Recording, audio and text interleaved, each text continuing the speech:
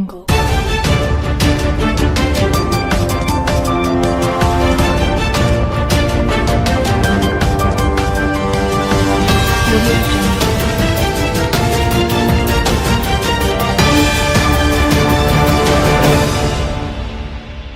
के गृह मंत्री अमित शाह, उन्होंने एक इंटरव्यू दिया और उस इंटरव्यू में जो सबसे बड़ा सवाल था वो ये था कि क्या बिहार के मुख्यमंत्री चुनाव के बाद नीतीश कुमार ही रहेंगे और विधानसभा चुनाव में सीएम का चेहरा कौन होगा।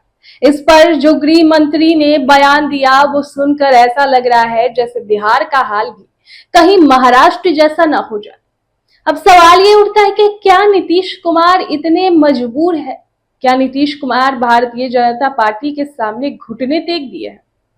तो दोस्तों, बिहार की राजनीति में 2025 विधानसभा चुनाव से पहले ही हलचल तेज हो गई है। केंद्रीय गृह मंत्री अमित शाह के हालिया इंटरव्यू ने एनडीए गठबंधन के भीतर मुख्यमंत्री चेहरे को लेकर एक नई बहस को जन्म दे दिया है।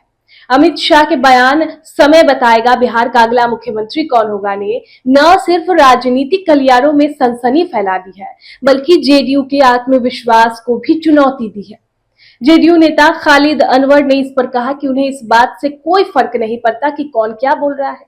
उन्होंने प्रधानमंत्री मोदी के पुराने मंचीय भाषणों का हवाला देते हुए दावा किया कि नीतीश कुमार ही एनडीए के मुख्यमंत्री चेहरा है।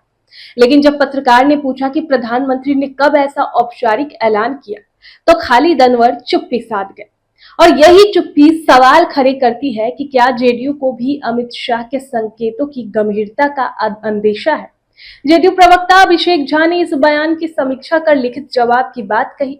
उन्होंने कहा कि मुख्यमंत्री कौन होगा ये जनता तय करती है, पर साथ ही स्पष्ट किया कि पार्टी का रुख साफ है, मुख्यमंत्री चेहरा सिर्फ और सिर्फ नीतीश कुमार ही है। अब इस पूरे घटनाक्रम पर राजद नेता रणविजय साहू ने भी तीखा हमला बोला।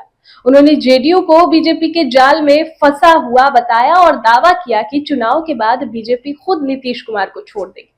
साहू ने यहां तक कह दिया कि जेडीयू का सफाया तय है और नीतीश का अब एक्सपायरी दावा है।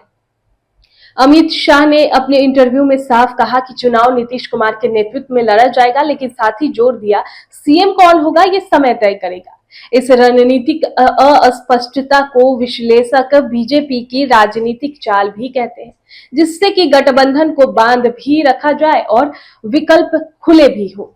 लेकिन नीतीश कुमार दोस्तों बिहार की राजनीति के बहुत अनुभवी और चतुर खिलाड़ी माने जाते हैं। पिछले 2 दशकों में उन्होंने कई बार पाला बदला है, कभी बीजेपी के साथ तो कभी आरजेडी के और कांग्रेस के साथ।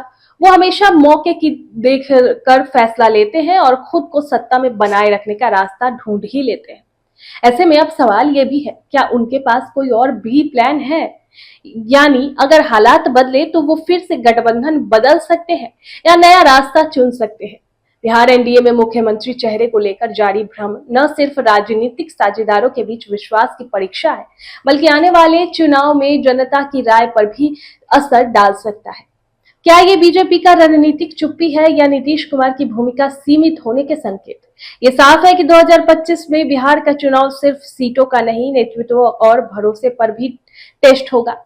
तो आने वाला समय बताएगा कि नीतीश कुमार फिर से कोई नया दाव खेलते हैं या इस बार इतिहास खुद को नहीं दोहराएगा। सूर्या हॉस्टल एक बार अपने बच्चे को जरूर भेजें। सीमांचल का सर्वश्रेष्ठ हॉस्टल 4ठी कक्षा से 10वीं तक कोचिंग एवं ट्यूशन निःशुल्क, बेहतरीन और हर सुविधा से लबरेज। हमारा पता है दलन कटिहार। संपर्क करें 7903464641 पर। हमारा वीडियो अगर आपको अच्छा लगा हो तो आप हमारे वीडियो को लाइक करें, शेयर करें और हमारे चैनल को सब्सक्राइब जरूर करें।